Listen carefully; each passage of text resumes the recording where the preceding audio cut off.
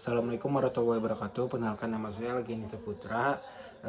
Saya dari Fakultas Kedokteran Prodi Farmasi angkatan 2023 dengan NIM 2310212060. Di sini saya akan membaca tugas mata kuliah Filsafat Ilmu dan Logika. Sains di dunia Islam mulai menurun sekitar abad ke-12. Prestasi sains dunia Islam mencapai puncak pada abad ke-10 dan ke-11, lalu menurun menjadi sangat rendah sejak abad ke-16 dan sesudahnya.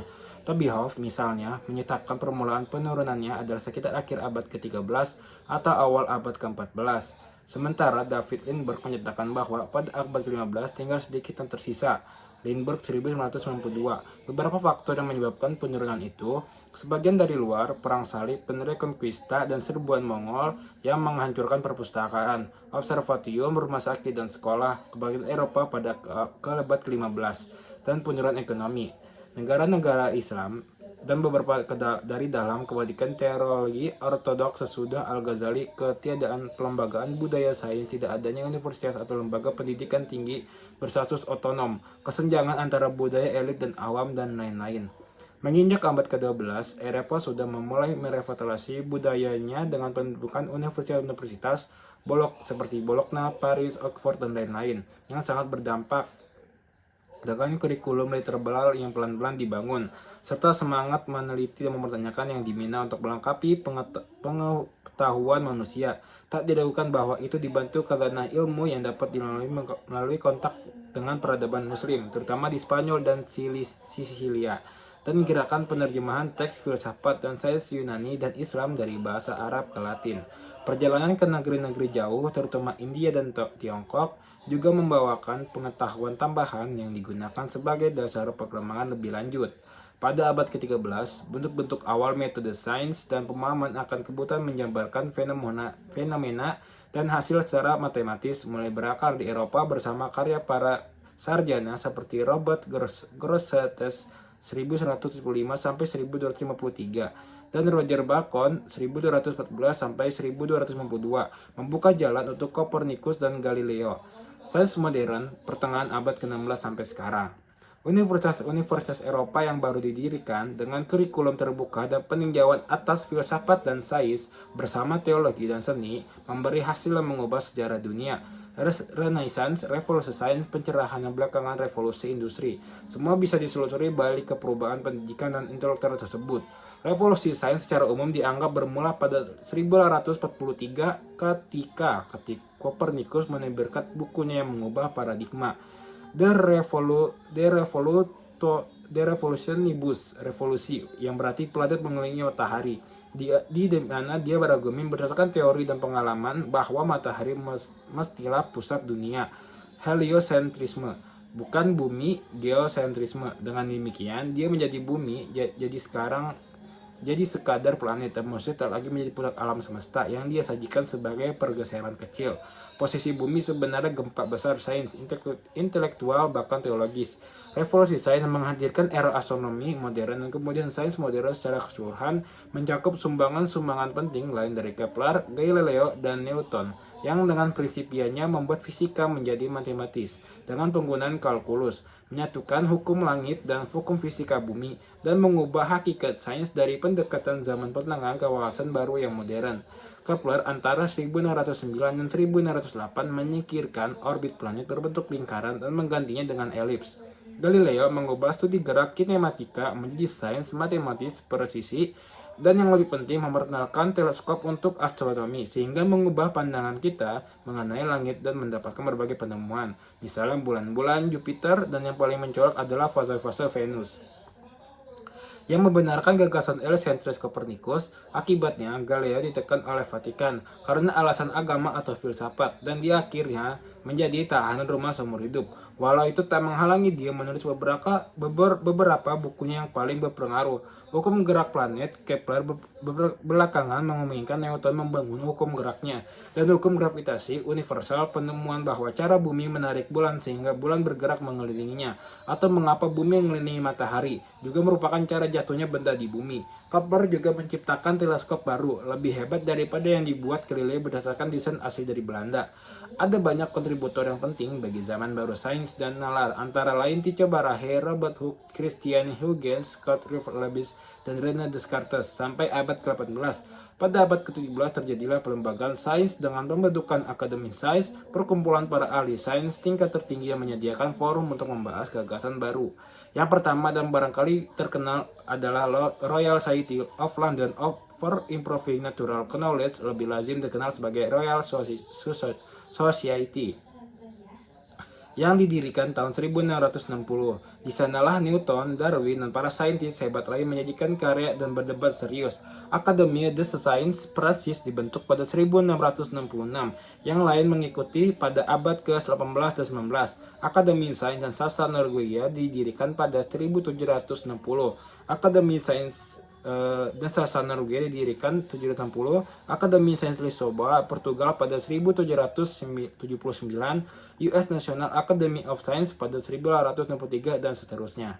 Pada abad ke-19 juga terjadi profesionalisasi sains, yaitu kemunculan saintis, orang yang karir dan hidupnya ditujukan untuk riset sains. Kala itu fisika berfokus ke studi listrik dan magnet dengan penemuan awal Faraday, Ohm, dan lain-lain yang berpuncak dengan Maxwell mempersatukan kedua fenomena itu dalam teori elektromagnetisme. Dalam persamaan Maxwell, revolusi sains yang lebih besar lagi terjadi pada abad ke-19 dengan penemuan dan teori baru dalam biologi.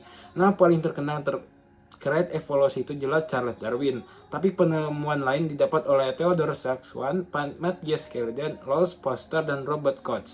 Sebelum Darwin, studi biologi hanya berupa taksonomi, penamaan dan penggolongan. Di botani dan zoologi, makhluk hidup, tumbuhan atau hewan diatur dalam season, spesies, genus, famili, order, kelas, dan seterusnya.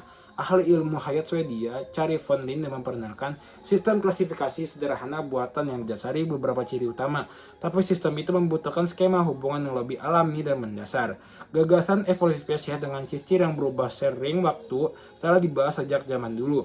Tapi awalnya hanya ada penjelasan kurang jelas mengenai perubahan itu. Misalnya lingkungan menimbulkan perubahan. Juga belum jelas apakah benar spesies berubah dan menghasilkan spesies baru. Di Prancis, Lamarck 1744-1829 mengusulkan bahwa spesies memang berubah sering waktu, mengajukan bahwa perubahan lingkungan, kekeringan, atau cuaca dingin menghasilkan perubahan di beberapa spesies agar bisa menyesuaikan diri, dan beberapa perubahan itu bisa cukup radikal untuk menghasilkan spesies baru. Tahun 1831, Darwin memulai perjalanan bersejarah di atas kapal Beagle, berkeliling dunia dalam 5 tahun dan membawa dia mengamati banyak makhluk hidup, membuat ratusan lembar catatan mengenai ciri-ciri mereka dan perbedaannya dari tempat ke tempat. Dalam perjalanan itu, dia juga menyaksikan efek gempa dan kekuatan alam terhadap berbagai organisme dan lingkungan. Kekayaan informasi itu berikut bacanya sudah kembali ke Inggris. An Essay to the Principle of Population, karya Malthus, memungkinkan dia membuat terobosan sejarah. Spesies berevolusi berangsur-angsur akibat perubahan alami. Lalu lingkungan menyeleksi dan melestarikan yang paling cocok dengan kondisi alam. Darwin menyimpan sendiri gagasannya untuk sementara, tapi ketika menerima makalah dari Alfred Russel Wallace yang menunjukkan bahwa Wallace pada dasarnya sampai kesimpulan yang sama, Darwin buru-buru menulis buku terkenalnya On the Origin of Species, yang bukan hanya menunjukkan bahwa dia mendapat gagasan itu lebih dulu daripada Wallace, melainkan juga punya banyak data yang mendukungnya. Dengan murah hati, Darwin menyajikan makalah Wallace berikut rangkuman karya bersama-sama di Linnean Society, London, pada 1 Juli 1858. Dia melanjutkan dengan menerbitkan bukunya pada 1859. Dan terobosan penting lain dalam biologi terjadi pada abad ke-19, perumusan teori sel sebagai satuan dasar kehidupan dari bakteri sampai organ dalam makhluk hidup oleh Theodor Schwann dan Matthias Vogel pada 1838. Itu dimungkinkan oleh kemajuan mikroskop pada abad ke-18 dan awal ke-19, serta perumusan teori kuman penyakit oleh Pasteur di Prancis dan Koch di Jerman, yang menunjukkan bahwa banyak penyakit disebabkan infeksi bakteri sehingga memungkinkan perkembangan metode pengobatan berdasarkan imunologi. Pada abad ke-20, fisika kembali maju dengan beberapa revolusi mengagumkan. Albert Einstein tampil pada 1905 dengan sejumlah makalah terobosan, memperkenalkan teori relativitas yang mengubah banyak hal dan ikut serta dalam revolusi kuantum yang Max awali pada 1900. Niels Bohr, Werner Heisenberg, Erwin Schrödinger, dan yang lain melengkapi teori kuantum. yang membuka banyak sekali bidang dengan cara-cara baru dari fisika atom dan nuklir sampai nanosains dan bahkan biologi. Einstein melanjutkan guncangannya terhadap fisika pada 1905 dengan karya besar lain pada 1915, teori relativitas umum yang menunjukkan kosmologi berkembang dengan dasar teori solid, juga astrofisika skala besar, galaksi, kuasar, lubang hitam, serta objek dan gejala lain. Georges Lemaitre, Georges Gamow, dan yang lain memperkenalkan teori ledakan besar, memungkinkan manusia membangun sejarah besar dari saat penciptaan sampai sekarang. Berbagai cabang sayap bersatu dan salah satu dari antara lain fisika zarah dan radiasi selama ledakan besar, relativitas umum selama era pengembangan dan pembentukan galaksi, gravitasi, fisika nuklir, dan radiasi selama pembentukan bintang dan planet, termasuk tata surya kita, proses termal geologis pada awal keberadaan bumi, kemunculan air, CO2, kehidupan dan oksigen di tahap berikutnya di planet kita, biologi dalam tahap berikutnya dengan evolusi kehidupan dan makhluk hidup kompleks, evolusi tingkat lanjut dengan kemunculan hewan lalu manusia, dan terakhir era budaya, sains, dan teknologi ketika manusia mulai mengerti sejarah jagat dan hayat serta menjelajah alam semesta. Abad ke-21 menjanjikan penjelajahan, penemuan, dan lompatan pengetahuan yang lebih besar. Ketika berupaya menemukan planet baru, mengerti awal sejarah alam semesta dengan lebih akurat dan rinci, serta menjelajah skala terkecil dunia nano dan biologi, rekayasa genetika di bidang lainnya. Petualangan besar berlanjut. Bab 3. Apa itu sains modern dan mengapa beberapa pemikir mengkritiknya? Definisi dan ciri sains modern. Dalam tinjauan sejarah singkat sains modern barusan, kita membahas bagaimana dalam beberapa abad terakhir sains mengalami beberapa perkembangan amat penting. Berdasar empiris dan dalamnya, gejala-gejala alam diteliti melalui pengamatan dan percobaan secepat mungkin. Kedua, dasar matematis kuat. Hukum-hukum fisika diungkapkan sebagai rumus matematika. Ketiga, profesionalisasi dan institusionalisasi kegiatan sains dengan munculnya saintis betulan di berbagai tempat. Universitas yang mengajar sesuai kurikulum dan akademi sains yang memberi forum untuk penemuan dan mengajukan gagasan untuk dibagi dan dibahas. Terakhir, kemunculan filsafat sains yang berupaya memberi dasar kuat bagi sains dan metodologinya, serta memisahkannya dari pseudosains dan non-sains. Dengan revolusi Copernicus, Kepler, Galileo, Newton, sejak abad ke-17, kita bisa berbicara mengenai astronomi modern. Selain itu, sejak abad ke-19, dengan revolusi yang dibuat Darwin, Maxwell, Einstein, Heisenberg, Schrödinger, Lemaitre, dan Hubble, kita dapat berbicara mengenai sains modern, biologi modern, fisika modern, kosmologi modern, dan lain-lain.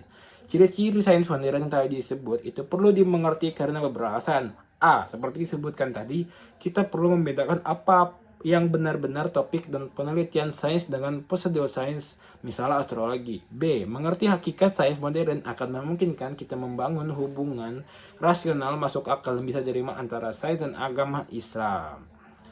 Sains modern biasanya didefinisikan sebagai suatu cara memperoleh pengetahuan yang terorganisasi, sistematis, dan disiplin berdasarkan percobaan dan empirisme yang memberi hasil, yang bisa diulang dan diterapkan secara universitas lintas budaya. Definisi itu punya keunggulan yang mengutamakan ciri objektivitas bisa diulang, universitas yang bisa diuji, percobaan empirisme. Definisi itu juga murni secara tak langsung ke proses sains, metode sains, dan melibatkan kriteria falsifiabilitas. Karl Popper bisa diuji yang menyatakan penjelasan apapun yang tidak bisa cek benar salahnya sebagai non-saintifik.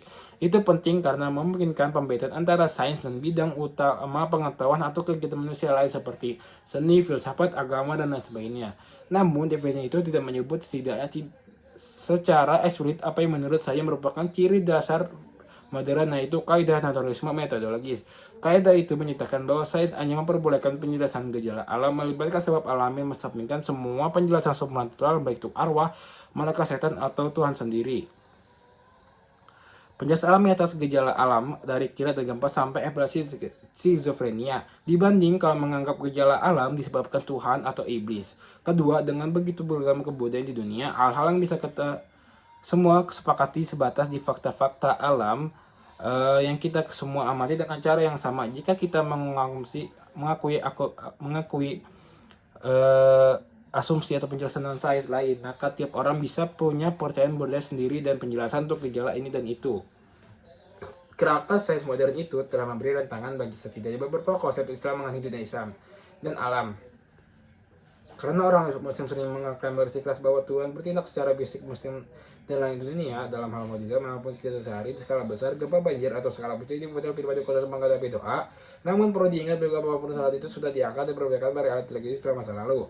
Dan pembahasan penyakit sekunder, Tuhan diangkat penyebab pertama segala sesuatu, sehingga dapat dihadap filsuf ulama mu'ati jilaf dengan syariah dalam mengenai apakah jika lama dari hukum atau penyebab sekunder atau Tuhan harus diwakilkan di atap asal dan berkah cahaya. Para ilmuwan Muslim terkenal pada zaman kemasan terutama Ibnul Haisam 1965-1940 dan Al-Biruni 973 sampai 1048 bersikeras bahwa gejala yang memberikan jelas memiliki penjelasan alami kaum Mu'tazilah diwakili ulama besar Qadi Abdul Jabbar bin Ahmad wafat kira-kira 1224 menurut pandangan bahwa Tuhan bekerja bentuk hukum rasional. Namun kaum Asy'ariyah yang sampai sekarang menjadi aliran teologi dominan di dunia Islam bersikeras bahwa Tuhan menguasai semua proses besar maupun kecil dan bertindak setiap saat.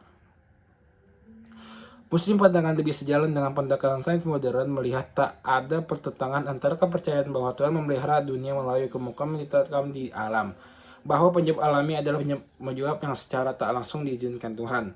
Metode sains. Kita sering menjabarkan metode sains dasar sebagai rangkaian proses sederhana. 1. Pengamatan atas suatu gejala. 2. Perumusan hipotesis untuk menjelaskannya. 3. Pembuatan prediksi berdasarkan hipotesis itu untuk mengujinya.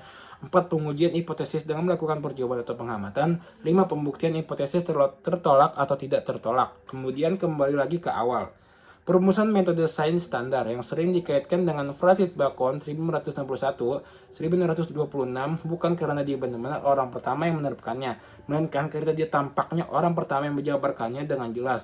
Kita tahu bahwa para saintis sebelumnya, terutama Ibnul Haisam, telah menggunakan pendekatan empiris dan eksperimental. Faktanya beberapa filsuf sains, terutama Paul Feyerabend 1974-1954 dan Imre Lakatos memperdebatkan mengenai apakah sains punya metode yang dapat didefinisikan dengan jelas, dan lebih penting lagi, apakah sains dapat disebut objektif? Relevansi pertanyaan itu jelas kalau kita mempertimbangkan bahwa saintis adalah manusia, sehingga bisa keliru dan memiliki prasangka tersembunyi. Namun dalam praktik, saintis mengikuti metode sains secara umum saja karena dua alasan. A. Jelas ada tumpang tindih antara beberapa langkah metode sains, contohnya hipotesis, dan pengujian saling terkait dan saling mempengaruhi. B. Saintis bisa mendapati hipotesis dari sumber apapun, bahkan dari mimpi, tidak mesti dari kegiatan empiris langsung.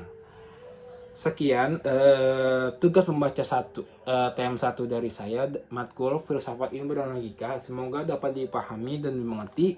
Sekian dari saya, Algini Saputra. Assalamualaikum warahmatullahi wabarakatuh.